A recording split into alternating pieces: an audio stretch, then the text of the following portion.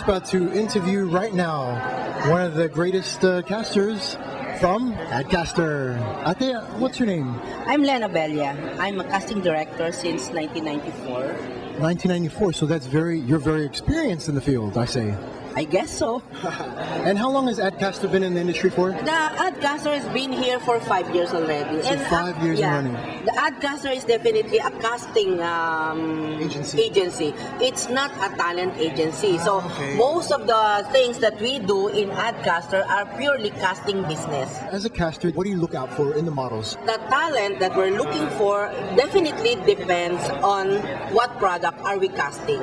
And that description is so true with the models these days. It really depends on the type of role that they're looking for, right? Yeah. And if you suit the role, you get the commercial, right? Yeah, that's true. That's totally right. Just to define, Ate, for the watchers out there, what is the difference between a talent agency and a casting agency?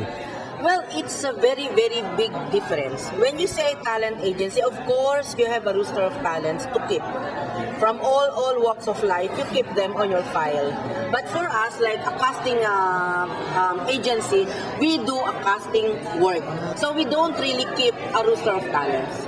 But sometimes, as a caster, we get what we say personal talents. Like I have some good friends in the industry, so I ask them to come to do a VTR for us. Okay. So that's the difference between the two. Oh, hey, Pearl. Hi. I heard you got a few questions for Ate. I do actually. I just have one question because as a lot of my friend models as well as myself, we're not exactly new models because we've been to almost over 100 castings. But my question is, why do we not get any leads? I see some of my friends and I see the requirements and they are perfect for it. They are perfect. And I know they have the skills, the talents, and there's also the story going around that all the leads are pre-picked. And the only reason why they go to a casting is called formalities. So none of the other models will know. But it's kind of like an open secret. I mean, can you explain that further to me as a model? Because that's something I'd like to understand. Because if that's really the way it is, what is the point of wasting your time to go to VTRs? Well, I got your point, Pearl. And I pity those talents who really queue up just to have a role. But on my end, as a caster, we always do a lineup, okay? Now, that lineup is not for us to decide.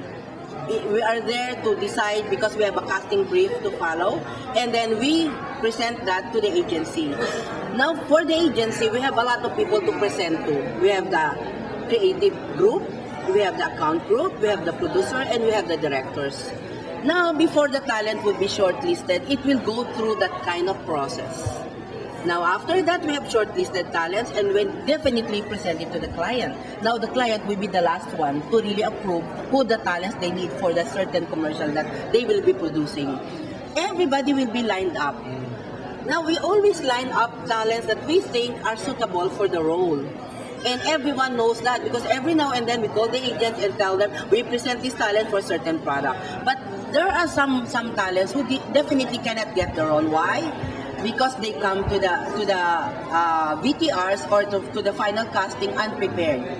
They don't have the right makeup. They don't have the right attire. They are not smiling, as the case may be. You should always have a very, very smiling face.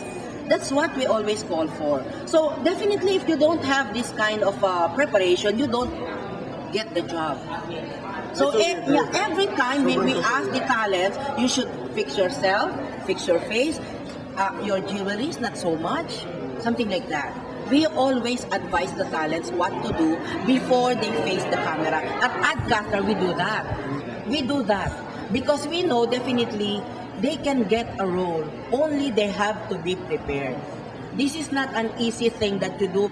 Go to a VTR without preparations. Is there any way for you as a caster to push a talent that you like more towards the client?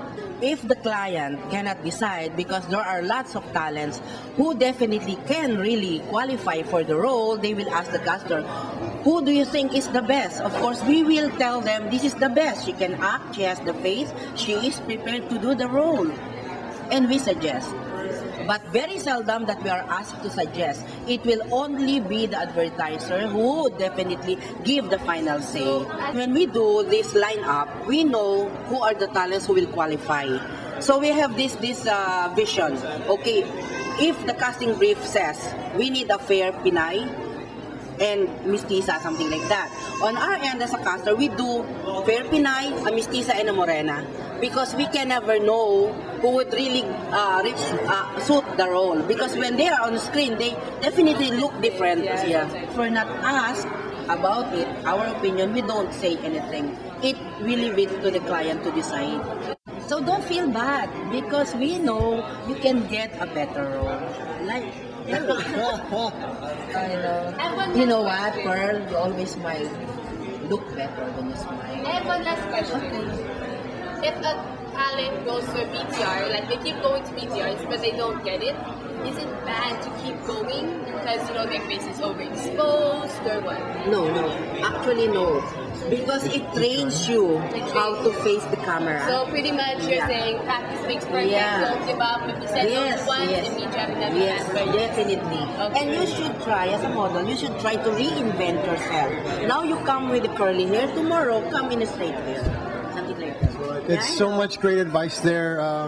One key point that I liked about what Ate said was the power of preparation. Before you go to VTRs or before you go to castings, you always have to be prepared. Your appearance is impeccable. You have to look sharp. You have to be shaven. Yeah. You have to have nice hair, nice fingernails, all that sort of stuff. They get really detailed when it comes to anything about your body appearance and everything like that. So that's the advice that I really like about what Ate said as well. So. I mean, it's important to remember that no matter what, no matter how many no's, they always say, in 10 no's, there will be 1 yes. So you guys just need to keep trying no matter what, and one day it will be your turn. Thank you very much, Ate from AdCasting. Thank you very much, and you're watching Get Tagged. Thank you.